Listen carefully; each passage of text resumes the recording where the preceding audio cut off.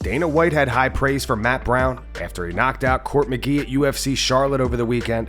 Matt Brown has been in the UFC for 15 years now, and he's 42 years old.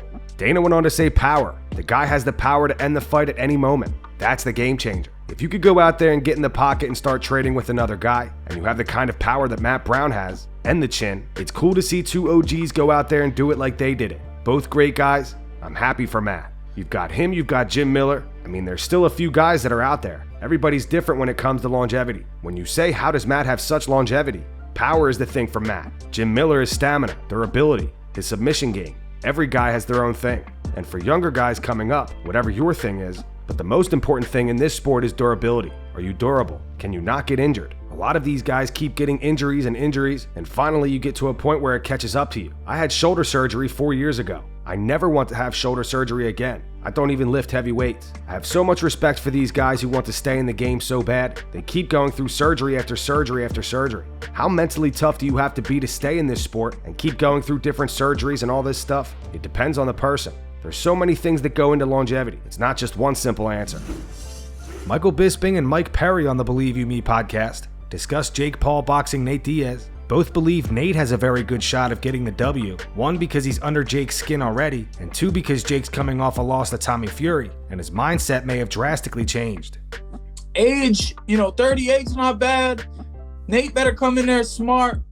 He seems like he is. He's with Jake. He's in Jake's head without trying.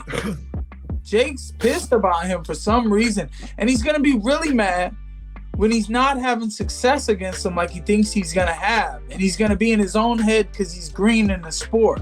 This is what I see. Well, he's coming off his first loss as well. Let's remember that. You know what I mean? Fighters are good when they come off of that.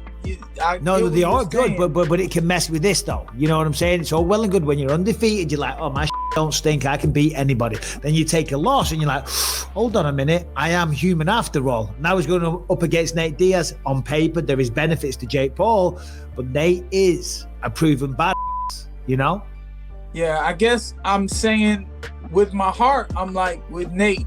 And I always tell myself when it comes to betting, don't pick with your heart. Yeah, you pick with your mind. That Jake seems to be the much tougher challenge here for Nate, and that he could hurt him, but I don't see him hitting him hard enough because Nate is known to take attrition. Sean O'Malley on the Bro Malley Show gives a recap of his face-off with Aljamain Sterling and Merab stealing his jacket. Sean reacts to the notion that he was mad at Merab for taking the jacket. I knew I was going to walk in there. Tim was right behind me. So he was walking right behind me. I thought I handed my coat to Tim. So we get in there. I'm sizing this motherfucker up. I take my shirt off just in case something happens. Yeah. Like just and show him, hey, daddy's here. Daddy's 6'6", you know what I'm saying? 6'6". I'm a big fella. Yeah. So I take my coat off, hand it to who I thought was Tim. People are like, you mad at Merab? I was like, what am I mad at him for? I handed him my goddamn jacket. He put it on. Why wouldn't you put it on? You look fly. The motherfucker has no sense of style. So when you get handed a nice jacket, you put it on. So yeah, definitely wasn't mad at Merab. I didn't see that angle at first. I thought you kind of put it on the ground. I didn't know if I handed it to Tim and then he stole it from Tim. So I thought maybe there's some going on. So I'm just. You're heightened. I was calm, but I'm heightened in there. Yeah. I'm ready to fight just in case. I'm ready to go. You know what I mean? I was trying to yell at Henry, telling them, "You lucky you lost, mother." I know. I was thinking you were gonna I was yelling at him, and then Aljo's coach was like, "Come on, let him enjoy the night." It's like they asked me to come in here. Yeah. It's not your fault. What are we doing here? I do think it was kind of weird, like right after a big fight, and Aljo's probably tired, but also he's heightened. He's just gotten a fight. Like I just feel like there's a little bit of if something someone could get hit, someone could scrap. I don't know. I thought it was. It was fun. It was good. It was, it was a little, not nervous, but it's like a little energy. Like, oh, every time I'm in this cage, I'm fighting. So, Yeah, I'm sure your mind shoots back to that really quickly. It was fun though. It was fun. Did what? I feel like we gotta give props to Aljo. He still gets a lot of hate, man. He doesn't. People don't like him as a champ. He's got my respect. And he does. He has a pretty good resume when you look at it. Pretty good. He's the best bantamweight of all time at this point. I mean, he's the guys he's beat. I think Aljamain's the best bantamweight of all time right now. And I get to go out there and put his lights out. What's that make me? That makes me the best lightweight of all time. UFC flyweight Tim Elliott has accused his ex-wife of cheating on him throughout their entire marriage, with his friend and teammate Kevin Croom.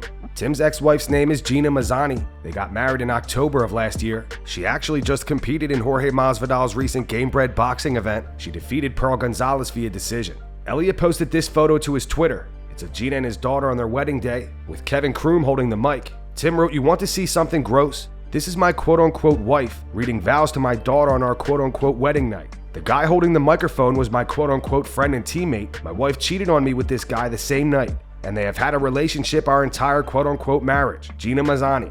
Tim deleted this shortly after posting it. However, he continued to explain the situation. A Twitter user named Marcus tweeted at Tim saying, "Where were you on your wedding night?" Tim replied, "Took my daughter home to sleep."